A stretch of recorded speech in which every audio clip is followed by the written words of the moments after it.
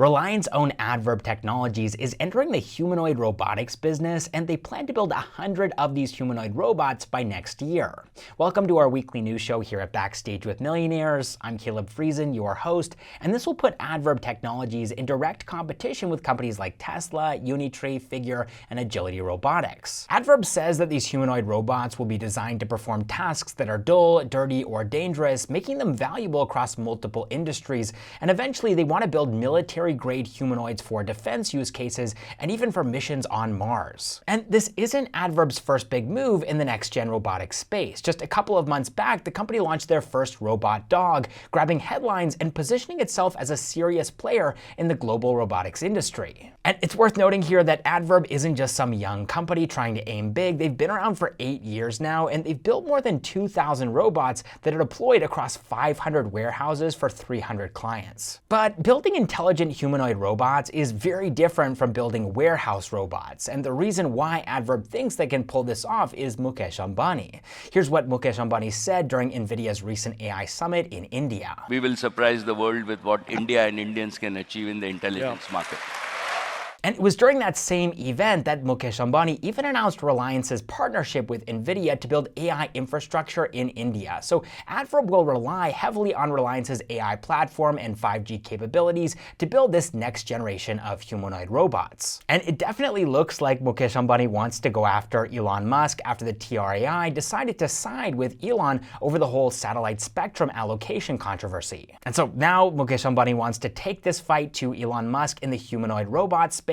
But the big question is, can Adverb compete with Tesla's humanoid robots? Leave a comment down below with your thoughts. All right, next up in the news, and this really went viral on X this week, Zomato's founder Deepinder Goyal is hiring a chief of staff, but here's the catch. The job doesn't pay you a single rupee in the first year. In fact, if you're selected, you'll have to pay Zomato 20 lakh rupees, and this will go directly to Feeding India as a donation. But that's not all, because Deepinder says that they're not doing this to save money. Zomato is also contributing 50 lakh rupees to a charity of the selected candidate's choice. And as for a salary, well, that's only up for discussion in the second year. But Deepinder promises that it'll be more than 50 lakh rupees. And not surprisingly, this unusual job posting has created a ton of controversy on the internet, not just in India, but internationally too. On one side, people like Gergely Olszewski, which I'm pretty sure I'm butchering his name, but he's calling it a job for the privileged, pointing out that most people don't have 20 lakh rupees lying around. But other people see it as a once-in-a-lifetime learning opportunity. For example, Vaibhav Susinthi, founder of Growth School,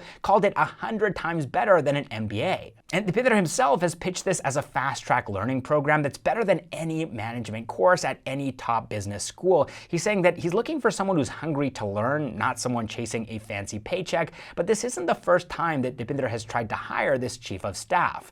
In fact, according to this news article, this position has been vacant for the last 2 years. And Deepinder did make a hiring post in January of 2023, which was met with similar backlash. But despite this backlash, this time the job actually seems to be quite popular. Deepinder shared on X that they've received over 10,000 applications in less than 24 hours. So what do you think? Is this an incredible learning opportunity or just a privilege for the wealthy? Would you pay 20 lakh rupees to work with Deepinder Goyal for a year? Leave a comment down below. All right, just a quick little update on this story here. I'm recording this on Saturday morning just before the news video goes live. So they've closed the application now. They had more than 18,000 applicants apply for the position. But it turns out that Deepinder Goyal was actually bamboozling us the entire time. They were never planning on taking 20 lakh rupees. They were actually planning on paying the person a salary from day one, the way that you normally would with a job. And so the way that Deepinder Goyal is framing this is that they wanted to find people who had the power to appreciate the opportunity of a fast-track career without getting bogged down by the constraints in front of them. And there's an interesting reply from someone named Tina who said, "Why exactly did you need the 20 lakh filter? I'm pretty sure that there must have been many people out there who had the right intent, but money would have been a deterrent. And so essentially you filtered out most of India that isn't as privileged," essentially saying there are a lot of people who would have been great candidates, but they probably didn't apply because of the 20 lakh rupee requirement. And so Deepinder replied saying, "We had a lot of people who don't have the money, but they still wrote in without feeling constrained about the 20 lakh rupees. And those are the people that we will interview for the job, not the ones who actually have the money. So if you did apply for this position and you had the money and you said, yep, I'm good, I got 20 lakh, I can apply for this, you won't even be considered. And it's also worth noting that now that they've spilled the beans, Deepinder has shared that they were never planning on actually taking 20 lakh rupees from this person. He's saying that we won't be able to do this again, that we wouldn't be able to get the desired outcomes again because everybody already knows that we're not going to be taking the 20 lakh rupees anyways. And so everybody will apply even if they don't have the money. And so this is just a final thought from him saying, I really hope that pay the company to get the job doesn't become the norm in this world. And that's not cool. So I think that's a nice way to wrap up this story. All right, next up in the news, Xiaomi is ditching its own app store, Get Apps, in India and replacing it with PhonePe's Indus App Store on all Xiaomi smartphones sold in India. And this, of course, is a massive win for PhonePe, as Xiaomi has sold over 250 million smartphones in India, and now every Xiaomi phone will come pre-installed with the Indus App Store, giving PhonePe direct access to millions of users and putting them in direct competition with the Google Play Store. And the timing couldn't be better for this for PhonePe. Back in March, the Indus App Store crossed 1 million installs in just a month of its launch, and at the time, PhonePe said that they were targeting 250 to 300 million pre-installs by partnering with smartphone makers. And so this deal with Xiaomi will definitely make this goal a reality. And one of the biggest advantages of the Indus Play Store is its zero commission policy, unlike Apple or Google, which charges developers between 15 and 30% commissions on in-app purchases.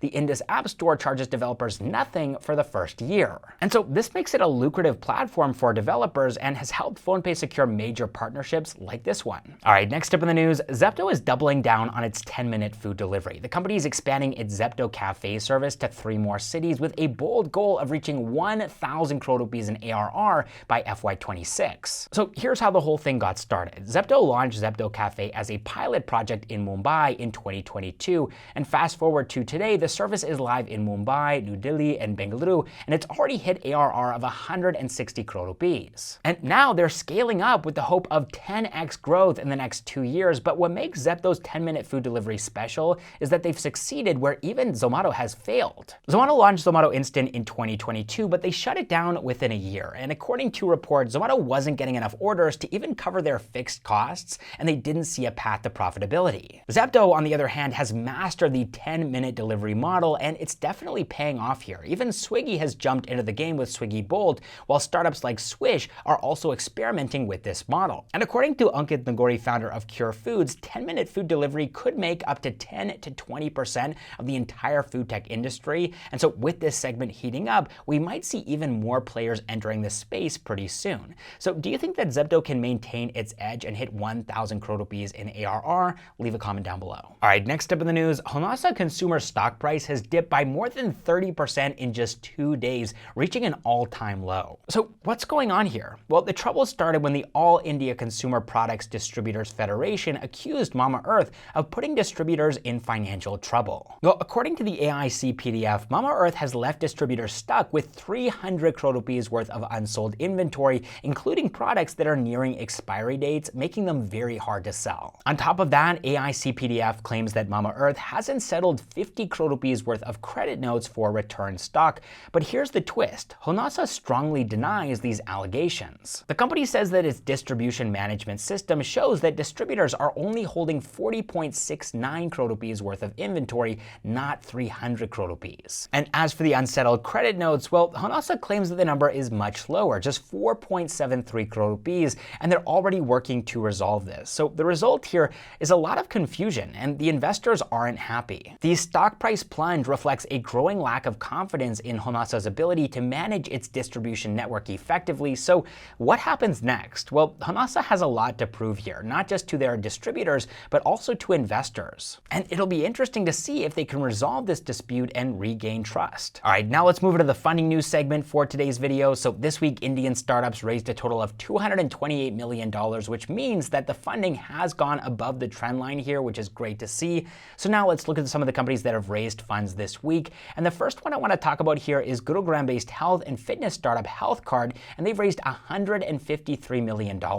After that, we have Pune-based biotech startup One Cell Diagnostics, which helps doctors diagnose and treat cancer more precisely using a combination of advanced tools like DNA testing, AI, and blood tests. They've raised $16 million in their Series A round, and then following that, we have Gurugram-based beer brand Proust, and they've raised $3.55 million in their Series A round. Next, we have Hyderabad-based space tech startup Abiom, and they're trying to build reusable rockets with the goal of making space travel cost-effective, and they've raised $2 million in their seed round. After that, we have Bengaluru-based 10-minute food delivery platform Swish. They've raised $2 million in their seed round.